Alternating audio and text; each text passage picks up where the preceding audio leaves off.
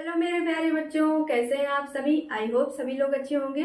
तो चलिए अब हम नेक्स्ट चैप्टर पढ़ने वाले हैं बायोलॉजी का, जिसमें हम पढ़ेंगे पौधों और जंतुओं में जनन। ठीक है, तो होता क्या है जनन, इसकी परिभाषा हम पढ़ेंगे। पौधों में किस किस प्रकार से हो सकता है और जंतुओं में किस प्रकार से होता है, दोनों ही हमको पढ़ना है। थोड़ा सा लॉन्ग चैप्टर है, 5-6 दिन लग जाएंगे पूरा चैप्टर कंप्लीट करने में। तो अच्छे से इसको पढ़िएगा, जो भी फिगर वगैरह है मैं आपको सिखाते चलूँगी, कोई टेंशन नहीं होगी। अच्छे से ध्यान से बस पढ़ते चलना है आपको, ठीक। और वीडियो को शेयर करना है, ओके। चलो अब देखते हैं जनन। तो पहले जनन होता क्या है, ठीक है। जनन में हम दो चीजें पढ़ेंगे, पादप और जंतुओं में प्रजनन, ठीक। अब इसमें जो है क्या करना है, जनन में हमें पढ़ना है क्या होता है जनन। जनन सभी जीवों का अनिवार्य लक्षण है। अपनी जाति या वंश की निरंतरता को बनाए रखने के लिए सभी जीव अपने समान जीवों को जन्म देते हैं। इस प्रक्रिया को क्या कहते हैं बच्चों, प्रजनन कहते हैं। क्या कहा गया है, जनन सभी जीवों का अनिवार्य लक्षण होता है।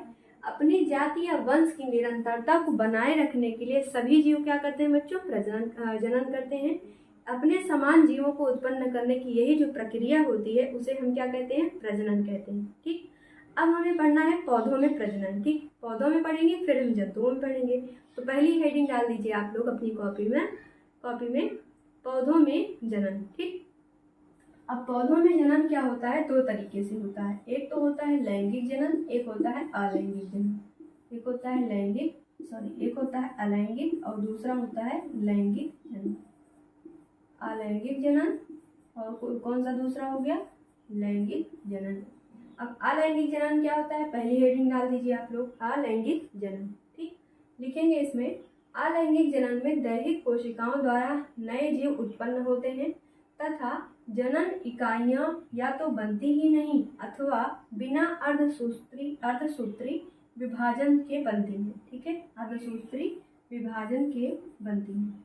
क्या लिखा गया है, अलैंगिक जनन क्या होता है, अलैंगिक जनन में दैहिक कोशिकाओं द्वारा, दैहिक कोशिका मतलब क्या है, दैहिक का मतलब क्या, देह या फिर शरीर। तो दैहिक कोशिकाओं द्वारा नए जीव उत्पन्न होते हैं तथा जनन इकाइयां या तो बनती ही नहीं अथवा बिना अर्धसूत्री विभाजन के बनती हैं, ठीक है बच्चों। इसे हम कहते हैं अलैंगिक जनन। अब जो पौधे होते हैं उसमें अलैंगिक जनन अलग प्रकार से होते हैं, ठीक है। उसमें भी आपको 5-6 प्रकार पढ़ने को मिलते हैं। नाम आप लिखेंगे, विखंडन प्रक्रिया, कुछ आप में से लिखना नहीं है, मैं बता दे रही हूँ।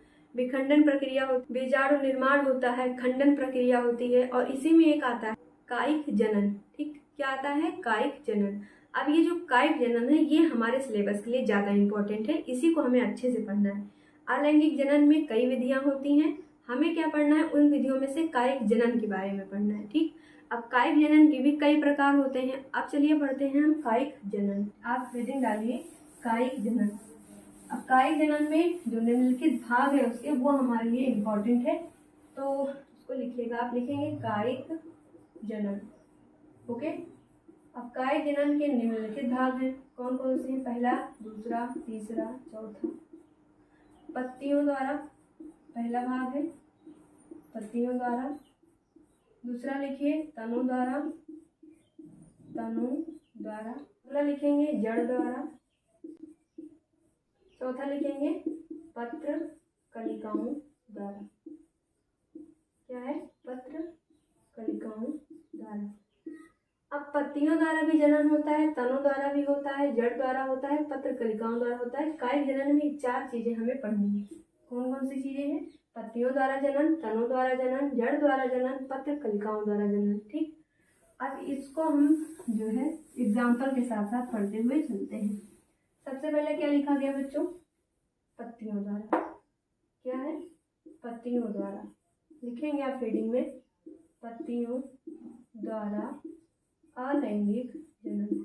अलैंगिक जनन का ही तो हिस्सा है ना, तो लिखेंगे पत्तियों द्वारा अलैंगिक जनन। अभी हम अलैंगिक पढ़ रहे हैं, फिर बाद में हम लैंगिक जनन को पढ़ेंगे। एक एक चीज हम कंप्लीट करते चल रहे हैं, आप लोग अच्छे से अपनी कॉपी पर नोट करते हुए चलेंगे। अब हमें क्या पढ़ना है, पत्तियों द्वारा अलैंगिक जनन। इसमें क्या लिखना है आपको, कि जो कुछ पौधे ऐसे होते हैं जिसमें क्या होता है, पत्तियों द्वारा जनन किया जाता है। जैसे कि आपको एग्जांपल मैं बता दूं, एक अजूबे का पेड़ आता है जिसमें क्या होता है, अगर उसकी पत्ती जमीन में गिर गई या फिर मिट्टी से लग गई, स्पर्श हो गई या नहीं भी हुई, तो उसके जो साइड साइड के कटे हुए भाग होते हैं उनमें से नए पौधे निकलने लगते हैं। ठीक है। दूसरा क्या लिखा होगा, तनों द्वारा। तो तनों द्वारा कैसे होता है, जैसे पेड़ काट दिया गया या फिर क्या होता है, एक पेड़ लगा हुआ है उसके तने से नया एक पौधा निकलने लगता है ना, जिसको हम कहते हैं कि अगर इसकी डाली भी लगा दोगे तो लग जाएगा, है ना, वही होता है। ठीक। तीसरा लिखेंगे जड़ द्वारा। अब जड़ में से तो होता ही है, जड़ से नए पौधे निकलते हैं, ये तो सभी को मालूम होगा, है ना। अब चौथा क्या है, पत्र कलिकाओं द्वारा जनन। तो इस बहुत ज्यादा डिटेल्स हमें इसमें कुछ नहीं पढ़ना है। अब आप बच्चों हेडिंग डाल दीजिए कायिक कृत्रिम कायिक जनन। कुछ तो नेचुरली होता है लेकिन कुछ होते हैं कृत्रिम कायिक जनन। ठीक है, कायिक जनन अभी हमने पढ़ा, लेकिन हमको साथ साथ में पढ़ना है क्या, कृत्रिम, पढ़ना क्या है, कृत्रिम कायिक जनन।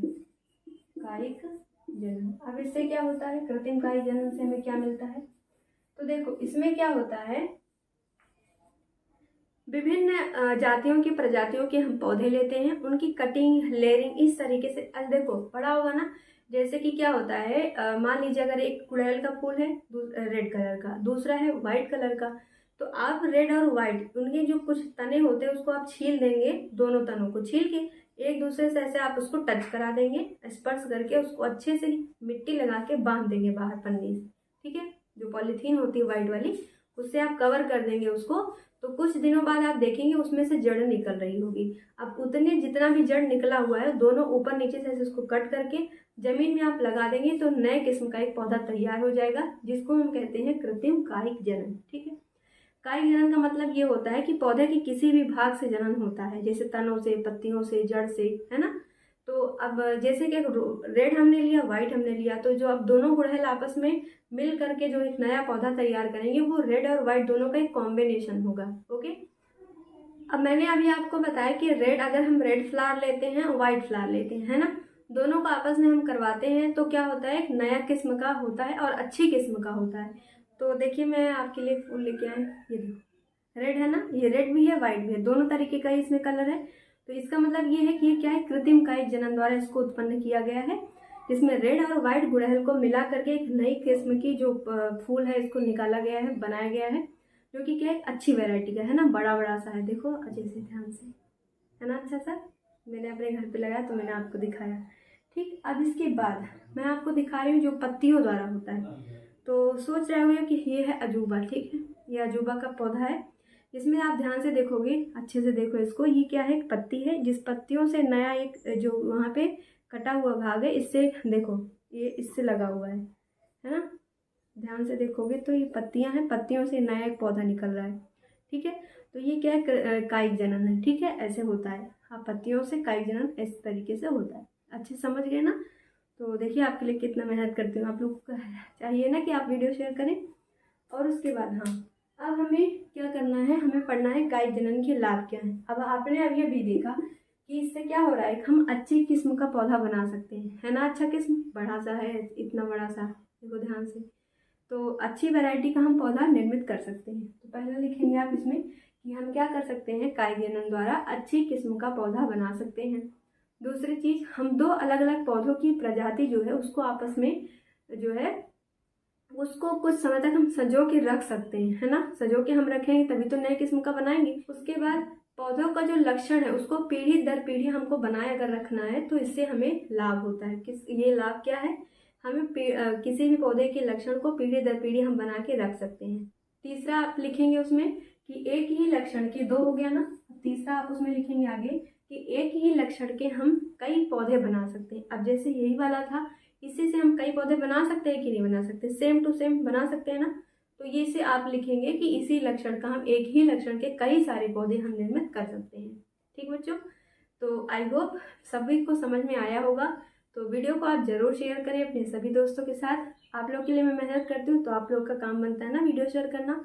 तो आप लोग अच्छे से वीडियो को शेयर करेंगे, देखेंगे, जो चीज़ नहीं समझ में आती है आप उसको अपना डाउट जो है आप कम्युनिटी बॉक्स में पूछ सकते हैं। ठीक है, क्योंकि अगर वीडियो पुराना हो जाता है तो पीछे का कमेंट जल्दी आता नहीं है।